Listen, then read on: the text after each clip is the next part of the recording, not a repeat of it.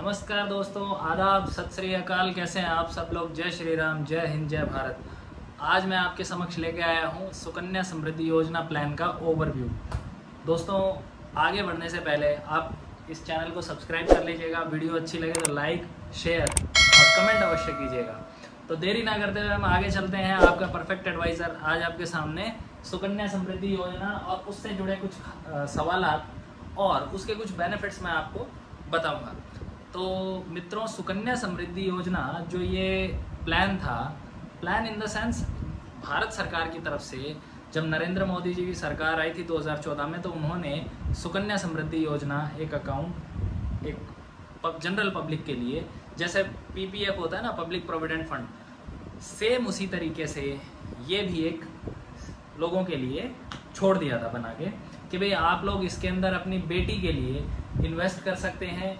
सालाना जमा राशि कुछ भी 250 रुपये मिनिमम से लेके पर एनम पे, और आप चाहें 1.5 लाख रुपए तक इसमें इन्वेस्ट कर सकते हैं।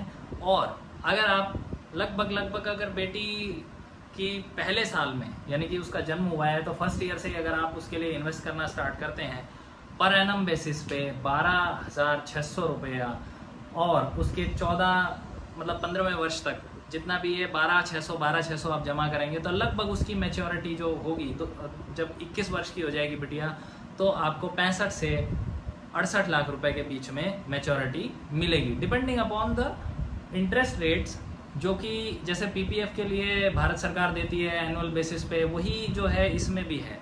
तो अभी फिलहाल जो इंटरेस्ट, जो ब्याज दर चल रही है दोस्तों, वो ब्याज दर 8% है। इसमें जब ये लॉन्च हुई थी तब तो 9.1 था, पीपीएफ से भी ज़्यादा था, अभी पीपीएफ से ज़्यादा है। 1 अप्रैल 2023 से 8% का रेट ऑफ इंटरेस्ट इस पर मिल रहा है। सबसे पहला सवाल है, खाता कहाँ खोलें और कैसे खोलें? तो खाता तो दोस्तों देखिए, ये डायरेक्ट गवर्नमेंट ऑफ इंडिया का अकाउंट होता है। इसमें आप पोस्ट ऑफिस या किसी भी बैंक में जाके आप अकाउंट ओपन करवा सकते हैं। वो एक थर्ड पार्टी है, वो माध्यम मात्र हैं, बस वो सुकन्या समृद्धि अकाउंट उनकी तरफ से ही ओपन किया जा रहा है एज अ मीडिएटर। बाकी ये अकाउंट जो है, जो भी इसकी गारंटी होगी, जो भी मैच्योरिटी होगी, डायरेक्ट आपको भारत सरकार के द्वारा मिलनी है। इसमें किसी बाकी का, थर्ड पार्टी का कोई लेना देना नहीं है। बाकी सब माध्यम है, चाहे आप पोस्ट ऑफिस में चले जाइए या नेशनलाइज बैंक में चले जाइए या प्राइवेट बैंक में चले जाइए, बेफिक्र रहिए, पैसा डूबने वाला नहीं है। नाउ द थिंग इज कि आप ये अकाउंट जब ऑपरेट करवाएंगे तो ऑपरेट कैसे होगा?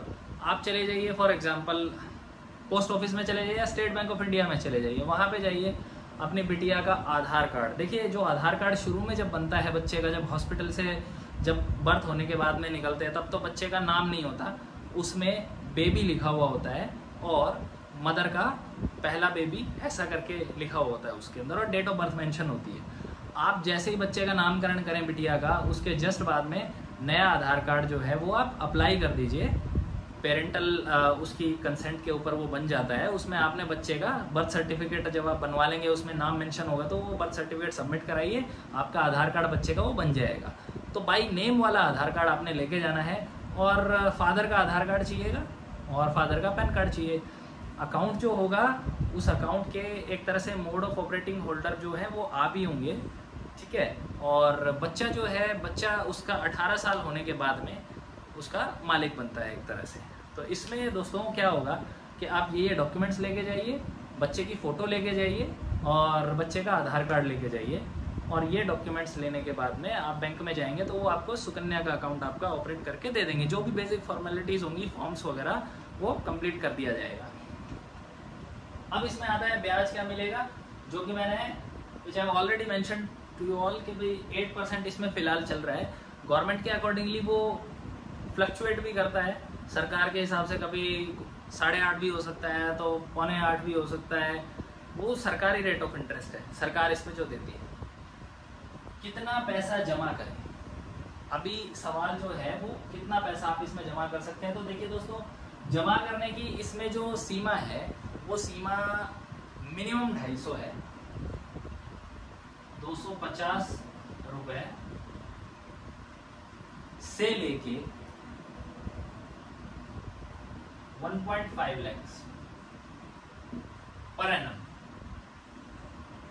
मिनिमम आप एक वर्ष में 250 रुपये डाल सकते हैं और मैक्सिमम आप 1.5 लाख रुपए डाल सकते हैं। प्लस उस पैसे से आपको मतलब एनुअल बेसिस पे वो आपकी पासबुक होगी, आप उसमें एंट्री करवाते रहिए।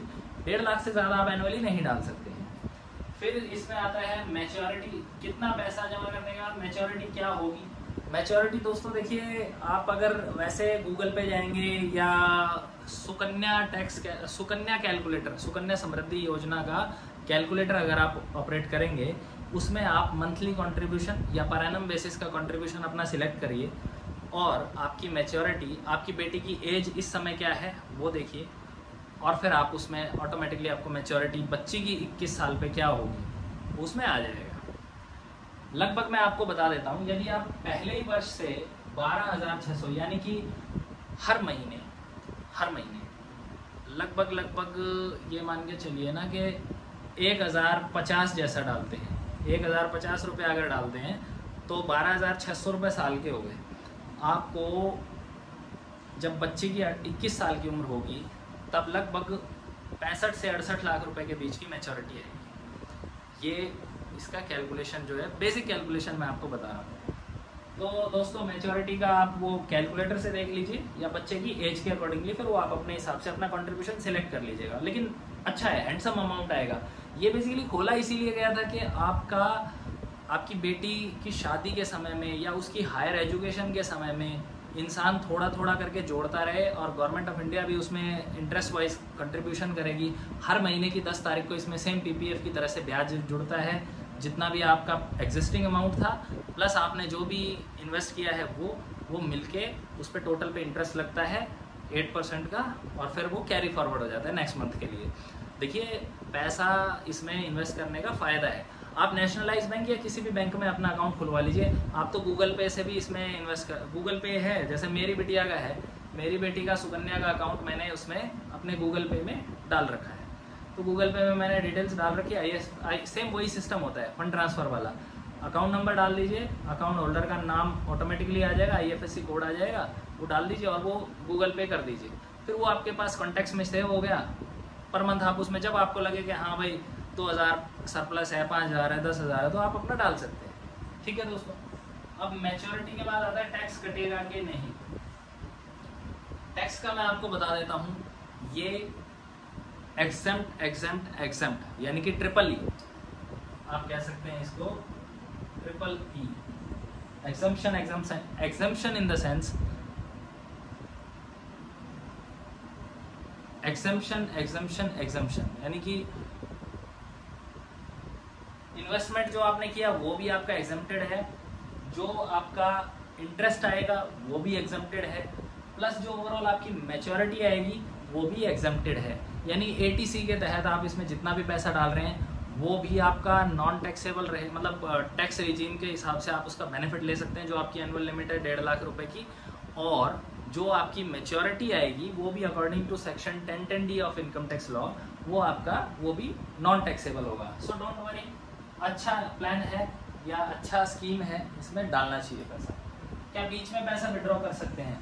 देखिए दोस्तों, इनिशियली 5 साल तक आप इसमें, थंब रूल में इसका बताता हूँ, इनिशियली 5 इयर्स तक आप इसमें से कुछ भी विड्रॉ नहीं कर सकते, शुरू के 5 साल।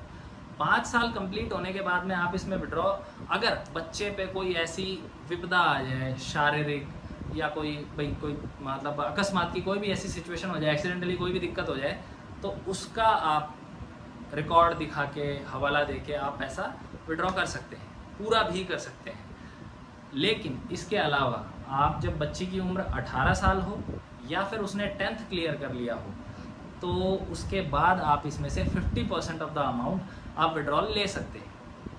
अपार्ट फ्रॉम दैट, अगर आप नहीं चाहते तो ठीक है, सब कुछ अच्छा चल रहा है, तो वो 21 की साल पे तो आपको फिर भी पूरा कंप्लीट मैच्योरिटी मिलेगा ही। या 18 की उम्र में अगर आप उसकी शादी मतलब 18 की शादी की उम्र होती है, वो एज अटेन कर ली और आपने डिसाइड कर लिया कि भाई, या बच्चों ने डिसाइड किया कि भाई शादी करनी है, तो आप उसमें इतना ले सकते हैं। बाकी 21 पे आपको कम्प्लीटली अकाउंट से विड्रॉल करना ही पड़ेगा।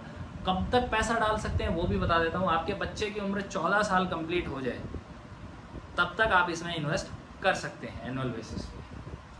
पैसा डूबेगा तो नहीं, इसके अंदर पैसा नहीं डूबेगा, सॉवरन गारंटी है इसकी भारत सरकार की तरफ से।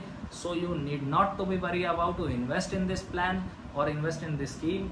ये एक नंबर की बहुत ही बढ़िया स्कीम है। बच्चों के लिए आप समझ लीजिए एक तरह का पीपीएफ अकाउंट ही खोल रहे हैं। हाँ, इसमें पीपीएफ की तरह जो आपने अमाउंट इन्वेस्ट किया है उस पर आप किसी तरह का लोन नहीं ले सकते हैं।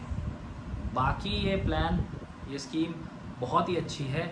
मैं आपको मेरी तरफ से स्कीम को डबल थम्स अप है। आप लोगों को ये प्लान कैसा लगा? आप वीडियो को लाइक, सब्सक्राइब और शेयर और कमेंट करके बताइएगा। और कोई सवालात रह गए हो तो कृपया मुझसे अवश्य पूछिएगा। ठीक है मित्रों, तब तक के लिए आपका ये परफेक्ट एडवाइज़र आपसे इजाज़त लेता है।